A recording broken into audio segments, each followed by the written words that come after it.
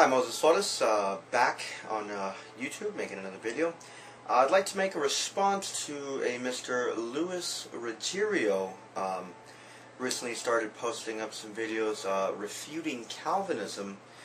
He's got about 4 videos up right now. I've tried through the first 4, and despite the research of Mr. Ruggerio, I think he's missed the boat entirely. Number one, on what Calvinism teaches, and with the scriptures as well. I want to talk a little bit about free will. That generally tends to be a big topic when it comes to Calvinism. It's the first thing people attack. I want to talk about it a little bit. Mr. Ruggerio, what he kind of does is he just presupposes that everybody's on the same page concerning free will. What he doesn't understand is that free will and its concepts are not something that are explicitly taught in the Bible.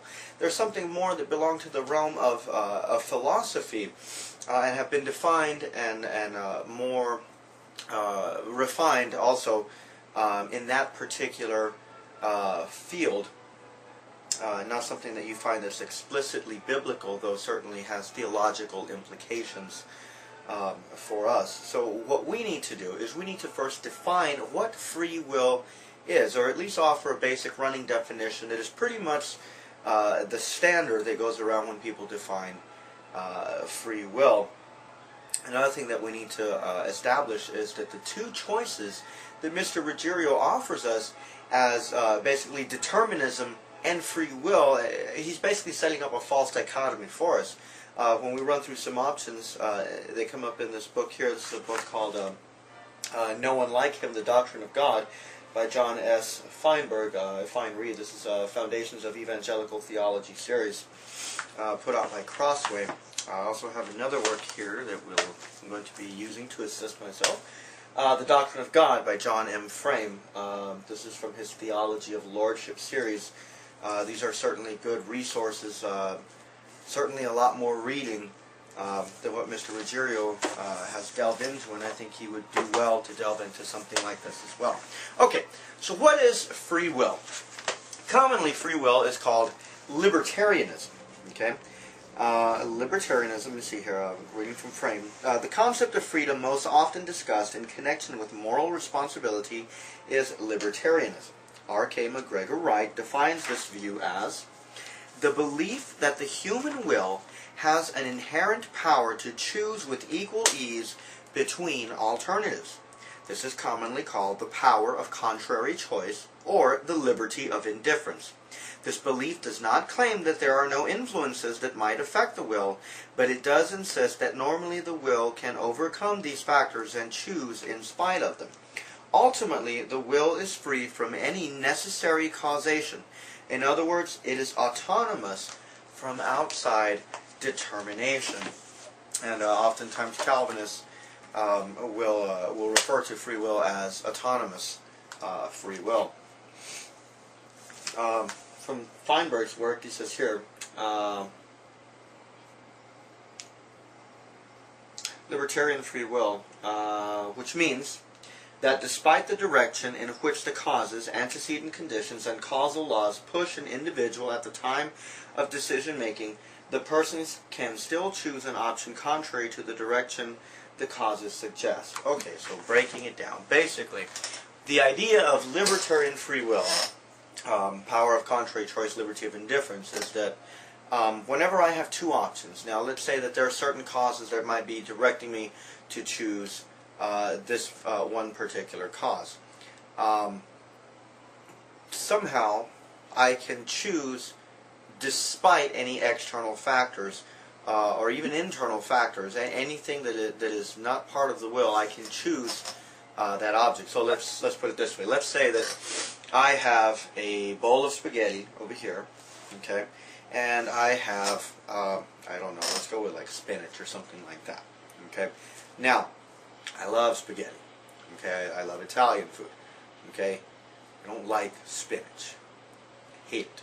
Okay, now if I have free will, what free will is trying to tell me is that I can choose the spinach just as easily as I can choose the spaghetti, with no real difference between them.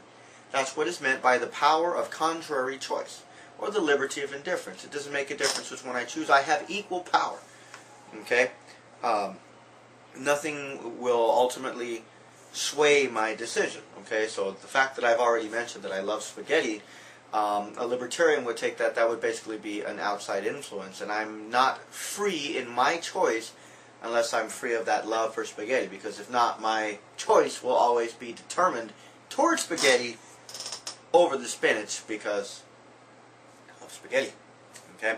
So that's what is meant pretty much by free will, the power of contrary choice, the liberty of indifference, that I can choose both options with equal ease, or amongst many options with equal ease. Okay? Forget that there's consequences that I have to think of, things like peer pressure, reason, etc., etc. I can choose, despite all those factors, something else with equal ease. Okay? That's free will. Okay? Now, we have to ask ourselves, number one, is that defined in the Bible? Okay, again, as I mentioned, no, you're not going to go to any passage of Scripture and find this laid out doctrine or anything like that. You're not going to find any particular concept of the will or of choice, particular choice theory spelled out. Okay, what you see is choice in action, and from there we kind of have to look at it backwards and see which model is best. Now, getting back to Mr. Ruggerio's false dichotomy, he leaves quite a few options out. Just to mention a few here, there's something called indeterminism. Okay, there is determinism, obviously. So we have here incompatibilism, contra-causal free will, same thing as libertarian free will. Of course, determinism, and then within determinism there is such a hard view called fatalism.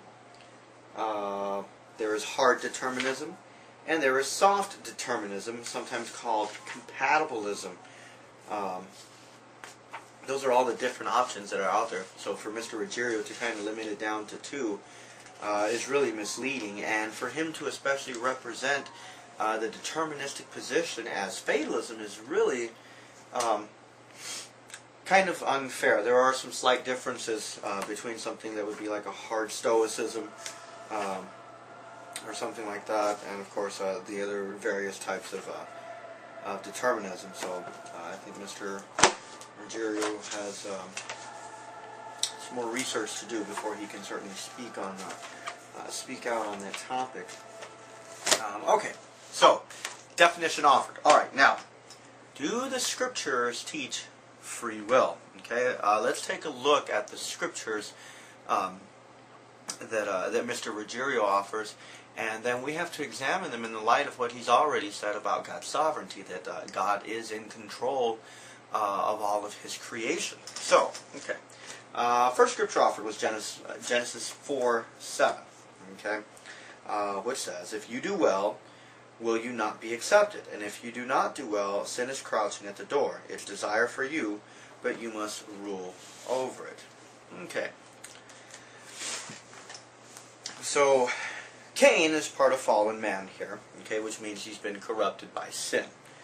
Okay. Cain has these desires,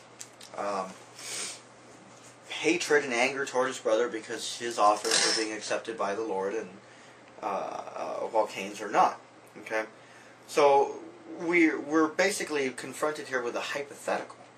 If you do well, will you not be accepted? Is this saying you have the freedom to choose between sin and righteousness equally? Is that what this text is saying? Is it not rather not just laying out the consequences for the choices that Cain has set before him?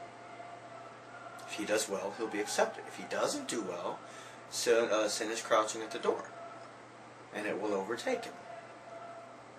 Is that saying that Cain will, or that he has the power to do righteousness, especially when it's already in Cain's heart, the anger that he has toward his brother? Can Cain choose aside from, can he lay that anger aside and just choose contrary to his feelings? His strongest desire at the moment seems to be hatred toward his brother. And that's what we see happening here. Cain spoke to Abel, his brother, and when they were in the field, Cain rose up against his brother Abel and killed him. That's where Cain's heart was.